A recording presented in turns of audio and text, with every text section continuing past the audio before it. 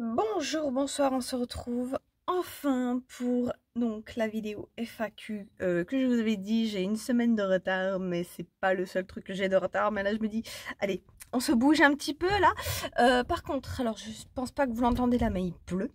Et il est possible que ça fasse un petit peu de bruit au fur et à mesure, je ne sais pas trop, parce que là du coup c'est un orage d'été, hein, un petit orage d'été, remarque. C'est un petit peu grondé tout à l'heure, mais pas non plus de fou. Ça a plu tout à l'heure aussi, mais ça s'arrêtait, ça repartait. Là ça fait un petit moment que ça pleut en continu. Ah, ça vient de s'arrêter d'ailleurs. Mais voilà, il est possible que ça reparte et que ça reparte bien fort, hein, bien l'été. Mais sinon, à part ça, nous donc on se retrouve pour répondre enfin à vos questions que je vous avais demandé, pardon, de me poser, et on en a eu quand même quelques-unes. C'est cool. Les chats qui vont râler parce que du coup je veux pas qu'ils sortent dehors. Mais du coup, on va pouvoir commencer les questions. Alors, première question, coucou Lily, tout d'abord, bravo pour les 1000 abonnés. Merci beaucoup, vous êtes plusieurs à me l'avoir dit, merci, merci. Ma question sera suivante, veux-tu continuer la vie nomade qui semble te réussir à merveille, ou envisages-tu par la suite de reprendre une vie plus sédentaire? Alors ça, franchement, j'ai pas vraiment de réponse arrêtée en fait, parce que c'est un petit peu comme le fait que j'ai pris ce style de vie, ça a été vraiment du jour au lendemain. Après, même si j'avais toujours un petit peu eu, c'est vrai, l'idée en tête, à aucun moment je me suis dit à ce moment-là je vais le faire ou pas, et c'est vraiment venu comme ça. Et là j'imagine ça va être un petit peu pareil, parce que ça me poserait pas de problème de retourner dans un appart, ou même de garder un camion à côté. Je pense que d'ailleurs si ça devait se faire, je garderais un camion à côté. Ou alors je verrais plus pour acheter, je pense. J'imagine, mais ça, franchement, j'en sais rien. Ou possiblement aussi, je sais pas, un jour, je vais débarquer puis je vais vous dire, ah tiens, j'ai acheté un terrain et j'ai une poule aussi, et une chèvre aussi, ce que tu veux. En fait, je pense qu'il y a beaucoup de choix, beaucoup d'options que je pourrais faire. Et c'est un petit peu comme là. J'ai les idées en tête, mais j'ai rien d'arrêté, donc je sais pas. Ça se trouve, demain je vais débarquer, je vais vous dire, ah bah oui, j'ai acheté un terrain, ah tiens, je me suis remis en appart et nanan. Donc ouais, je peux pas vraiment de réponse très précise à cette question, parce que j'ai plein d'options en tête, donc ça va se faire au feeling, au final, comme j'ai fait là. Ça a toujours été comme ça. Ensuite, tu penses faire plus d'aménagement dans ton van, peinture, lit peigne, isolation, etc. Alors pour celui-là, non, clairement. Du début, je savais que j'allais pas faire grand-chose, juste repeindre et tout ça. Mais sinon, même pour en plus, comment on dit, la rouille là, j'avais pensé au départ au moins de faire ça. Je me dis, rien à foutre. Et au final, ouais, celui-là, je vais pas faire plus de choses. Ouais, je voulais voir pour repeindre potentiellement, parce que ça commence à faire pas beau. Mais au final, non, parce que je me vois pas en fait rester bien longtemps dedans. Allez, 2-3 ans. Enfin, en tout là, donc ouais, ça va pas tarder à changer. Mais de base, je savais que j'allais pas faire grand-chose. C'était vraiment juste pour histoire de me lancer. J'en avais un petit peu rien à faire, juste de l'isolation, ou on va dire du confort, je sais pas trop comment dire ça, mais sinon ouais, surtout que j'ai pas fini en plus la question, mais c'est pour gagner en habitabilité qui me demande ça. Et du coup il me faut très peu pour le confort, hein. Je suis pas très regardante là-dessus, donc ouais, pour commencer franchement là ça m'allait très bien. Après là j'ai envie de changer. Du coup, j'imagine, ouais, pour le coup, je prendrais plus grand. Et là, ouais, je ferai un effort quand même pour faire les choses bien. Mais en attendant, là, pour celui-là, c'est le premier. C'était vraiment histoire de... Et puis, non, j'allais pas faire plus de grand-chose. Juste, ouais, histoire, au début, je l'ai peint en blanc. Histoire que ça soit propre, quoi. Que je me sente bien dedans. La suite, parmi les nombreux lieux que tu nous fais découvrir, certains suscitent chez toi plus d'inspiration? Oula, alors ça, quand j'ai lu ça, le premier coup, je dis, oh putain, non, pas ça, parce que je suis pas quelqu'un de très inspiré, artistique, on dirait pas, mais je suis pas du tout comme ça. Heureusement, plus de sérénité que d'autres. Là, ça me sauve un petit peu. On va dire, ouais, qu'il y a des endroits que j'affectionne plus, les petits villages paumés, par exemple, et là où je peux marcher en fait les montagnes. On va dire un village paumé dans les montagnes. ça me va très bien avec des petits chemins randonnés que je peux me promener. Ça, j'adore ces lieux-là, histoire que j'ai de quoi m'occuper aussi et puis pouvoir aller marcher parce que j'aime toujours autant faire ça, hein.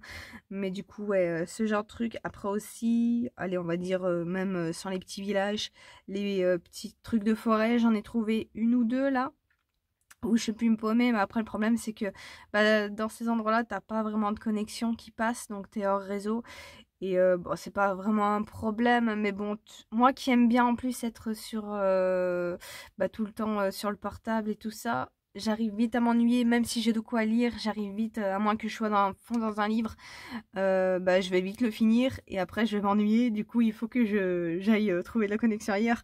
Mais sinon, ouais, si je dois vraiment choisir, tu me mets un petit village dans une montagne. Et moi, ça me va très bien, avec la connexion qui passe. Moi, ça me va très bien. Et de quoi me promener, des petits trucs comme ça.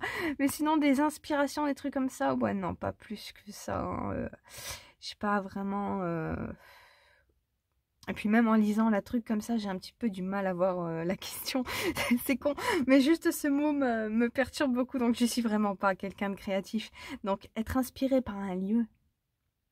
Peut-être quelqu'un de plus créatif va plus trouver la question, va plus comprendre, mais moi j'ai un petit peu de mal à voir le sens. Mais du coup, ouais, pour aller, on va dire des endroits que je préfère, j'imagine. Voilà, je vous ai déjà fait la description, mais ça sera plus simple pour moi de répondre à cette question comme ça. Ensuite, donc là, on arrive déjà à la dernière. Alors, par contre, je vais répondre parce que j'ai 3 questions là et je vais y répondre dans le désordre. Alors déjà, si tu étais un Pokémon, lequel serais-tu? Absol. J'adore ce Pokémon. C'est celui qui m'a fait adorer le type ténèbres aussi au passage. Je le trouve juste trop stylé. Pour ceux qui ne voient pas, je vais vous mettre une photo, mais j'adore le look de ce Pokémon lié à la lune avec sa corne là. C'est trop beau. De deux. Et de manière générale, as-tu des livres, films et séries préférés? Alors, j'ai pas vraiment grand-chose de préféré. Après, alors, dire que j'ai un truc préféré, c'est un petit peu compliqué. Alors, attends. Et après, je peux te citer des trucs que j'aime bien. Genre, alors, attends. Donc, des séries. Qu'est-ce que je pourrais... en ce moment, je suis en train de me remater. Il y a des shots, tu sais, qui passent. Je sais pas si vous avez vu sur YouTube, il y a des shots de séries, de films qui passent. En ce moment, je suis retombée sur Walking Dead. Et là, je suis en train de refaire les trucs avec Daryl, bien sûr.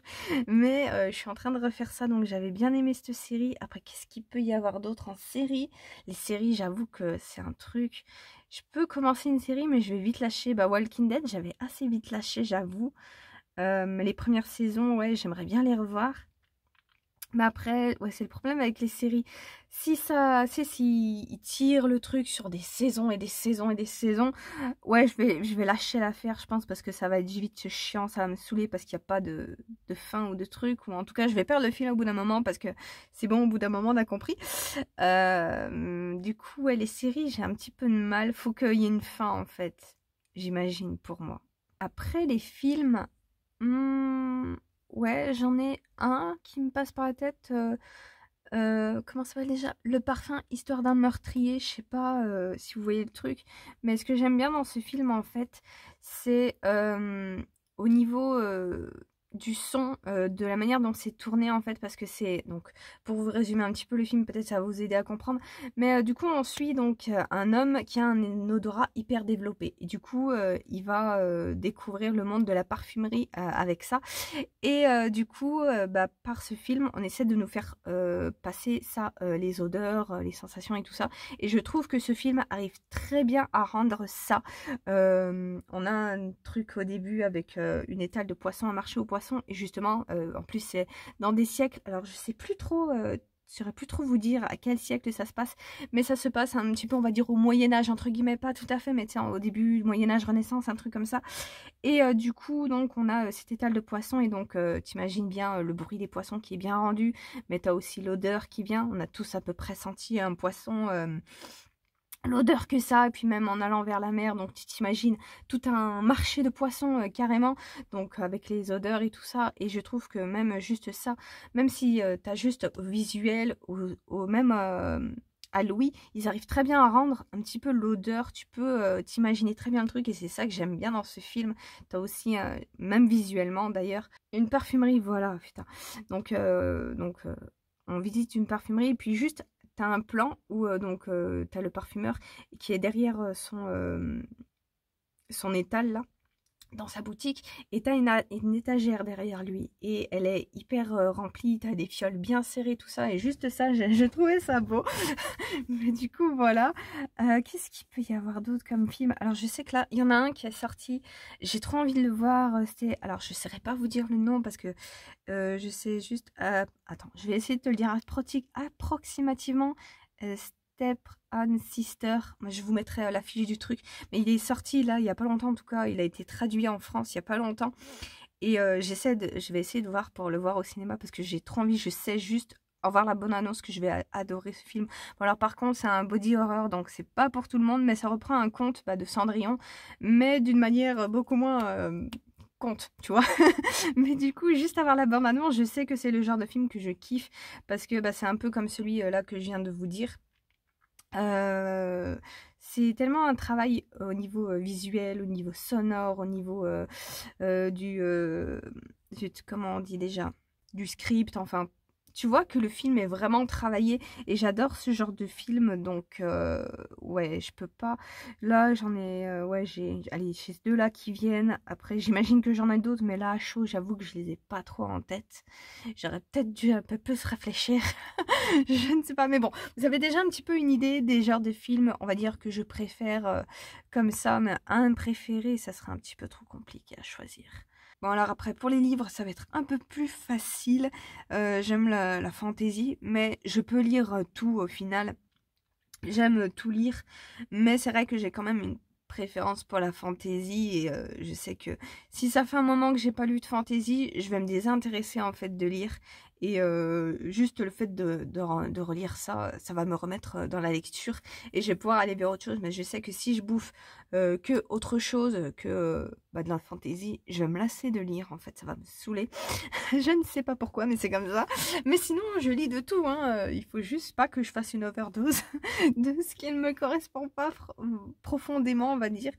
Mais sinon, ouais, j'arrive à lire pas mal de livres. Après, là, je sais qu'il y en a, j'essaye de pas non plus trop rester sur des livres. C'est un truc que j'arrive à faire là depuis pas longtemps parce qu'il faut dire que j'ai pas vraiment le choix ici j'ai pas non plus beaucoup de place donc je suis limitée pour les livres, je peux pas m'amuser à garder des livres ou à garder un livre que je commence à lire mais que je me désintéresse et au final j'arrive pas à mettre dans la lecture. C'est commun là il y a pas longtemps, j'étais tombée sur, vous savez, Les Trois Mousquetaires, l'intégrale. Et du coup, je me dis, ah putain, mais ça c'est un classique et tout ça, trop bien, je vais pouvoir lire ça. Alors, le bouquin fait 700 pages. Au début de ma lecture, je me dis, j'ai un peu de mal. Je voyais que je tirais sur d'autres livres et finalement, j'ai boudé un petit peu de revenir sur celui-là. Donc je me dis, allez, tu te forces à lire les 200 premières pages pour te faire au moins un avis. Et sinon, tu zappes. Et ouais, j'ai zappé parce que... Alors, je vais vous faire une petite critique de ce livre. C'est pas prévu, mais juste, histoire d'en parler, Les Trois Mousquetaires, j'ai pas aimé beaucoup. En tout cas, j'ai même pas été jusqu'aux 200 pages en vrai. J'ai lu les 150 les premières pages. Parce qu'en fait, juste déjà l'intro, on va dire les 50 premières pages, la rencontre des mousquetaires. Donc c'est D'Artagnan qu'on suit. Et donc il va rencontrer les trois autres mousquetaires. Et en fait, la manière dont il rencontre ses futurs potes, au final, ses futurs collègues, elle se fait d'une manière assez rigolote. On est d'accord. C'est à chaque fois D'Artagnan qui rencontre... donc un des trois et donc alors je crois que le premier il le bouscule sans faire exprès, le deuxième il ramasse un de ses mouchoirs mais on sait pas trop si c'est vraiment à lui ou pas parce que potentiellement c'est à une de ses maîtresses, enfin c'est lui la maîtresse mais bon voilà quoi. Après l'autre j'avoue que j'ai un petit peu oublié pourquoi du coup mais en tout cas ils se rencontrent comme des manières comme ça et à chaque fois en fait les autres le prennent mal. Par exemple, le premier où il se fait se bousculer, en fait, D'Artagnan s'excuse. Il lui dit pardon, ouais, je suis désolé, je suis pressé, là, je poursuis un mec et tout ça. Et du coup, à chaque fois, l'autre en face, il est pas content et il veut à tout prix laver son honneur, ou en tout cas faire un duel avec. Et ça se répète comme ça, donc avec les trois. Et je vois les sorts comiques qu'il y a derrière, parce que c'est vraiment débile. Mais justement, en fait, les raisons de pourquoi les autres sont en mode «Ah, je veux laver mon honneur», c'est un peu débile parce que donc le premier, donc il se fait bousculer, D'Artagnan l'excuse, l'autre il veut rien comprendre, du coup voilà, il le provoque en duel. Le deuxième, donc il y a un quiproquo avec un mouchoir, il pense bien faire en lui ramassant son mouchoir et tout ça, l'autre le prend mal. Le troisième, je sais même plus pourquoi exactement, mais voilà, c'est un truc vraiment bébête et ça m'a un peu sorti du truc. Et par la suite, ça m'a un petit peu confirmé parce que, bah, pour moi, c'est un petit peu des petites guéguerres et j'ai eu l'impression de regarder la guerre des boutons, mais avec des adultes. Et je me suis dit, j'ai pas envie de suivre pendant 700 pages des enfants adultes qui se font la guéguerre pour savoir, parce que donc il y a le cardinal, il y a machin, et du coup il y a deux clans de mousquetaires, on va dire, je sais pas exactement, mais en tout cas qui se font la guerre, nous on est les meilleurs, et nanana. Et ouais, ça m'a saoulée, je dois avouer. C'est des histoires un petit peu oui, bon, c'est bon les enfants, on peut passer à autre chose, vous êtes censés incarner l'ordre. Et puis même à un moment donné où je me suis dit ouais non vraiment je vais pas pouvoir aller même juste aux 200 pages. Alors je sais plus trop, je crois que c'est un mec qui demande à D'Artagnan de retrouver sa femme parce qu'elle s'est fait kidnapper. Sauf que du coup, on sait pas à un moment pourquoi. Donc t'as ce mec qui revient vers D'Artagnan avec des gens à sa poursuite en mode, on sait même pas pourquoi il est poursuivi. Et t'as D'Artagnan qui, au début, on pense qu'il va l'aider. En tout cas, on perd un petit peu le fil de pourquoi il fait ça au départ. Mais du coup, le mec finit quand même par se faire capturer à cause de D'Artagnan alors qu'il aurait pu le défendre. Et c'est en mode, ouais, fais semblant et puis je te libère plus tard. Sauf que le truc, c'est qu'après, donc, il y a plusieurs hommes qui se planquent pour avoir le reste de la famille du mec qu'ils ont enfermé. La femme réapparaît comme par magie. Et du coup, donc, D'Artagnan pour le coup n'avait rien fait pour les autres, mais elle, il va aller l'aider. Et tout de suite le premier truc, il se dit ah c'est bon, je l'ai sauvée, je vais pouvoir la baiser. Et le mari il l'oublie complètement, et enfin il y pense mais il se dit pof, c'est pas bien grave. Mais en plus à ce moment là, c'est que le truc c'est quand donc le mari arrive et qui demande de l'aide à D'Artagnan, t'as ses autres potes qui sont là parce que de base il les avait appelés en renfort. Et du coup, quand D'Artagnan fait ça, t'as deux qui sont en mode ouais, on va le laisser décider, c'est chez lui, c'est lui qui décide. Et t'en as juste un qui est en mode mais qu'est-ce que tu fous, mec? Pourquoi tu l'aides pas? Pourquoi tu... Bref, tu vois, mais bon, c'est vite étouffé par les autres. Et c'est ça aussi qui m'agace, outre avec le sexisme. Ben, j'ai envie de te dire, c'est des vieux trucs, donc t'es un peu... c'est triste, mais habitué à ce genre de scène. Donc, en vrai, que les meufs là-dedans soient vues comme des amantes ou juste des demoiselles à sauver. Et puis, ah, bon, on a droit à des faveurs, hein, on a sauvé. Bon, ok, d'accord, ça c'est un truc à une certaine époque où voilà. Hein. Mais et l'autre truc aussi, c'est que avec ce délire que l'autre il l'enferme, euh, c'est un petit peu des abus de pouvoir, violence policière, hein, je sais pas, c'est moi ou mais j'ai vu ça comme ça et je dis ouais non, je vais pas pouvoir en fait lire un livre de 700 pages où j'ai l'impression que c'est un système qui va se répéter avec des histoires aussi de chamaillerie, de clans de gamins là. Ouais non, c'était vraiment pas moi. Et je bon bref, j'ai beaucoup débordé. Mais j'avais besoin d'en parler parce qu'il m'a énervé ce livre. Mais voilà, c'est... Je peux tout lire, mais il y a des trucs, je pense que les livres anciens comme ça, ouais, j'ai un peu de mal, surtout que là, ouais, c'était, je pense, visé assez, donc c'était vraiment pas pour moi. Mais pour revenir à la question de base, parce que c'est vrai qu'on était parti sur une question, oui, je peux tout lire, j'aime la fantaisie le plus, mais sinon, j'arrive à tout lire quand même. Après, donc, on reste sur les livres. Quel serait ton top 3 des livres que tu as pu lire en boîte à livres depuis que tu as commencé ta vie de nomade? Alors ça, alors... Il y en avait un que j'avais eu un coup de cœur.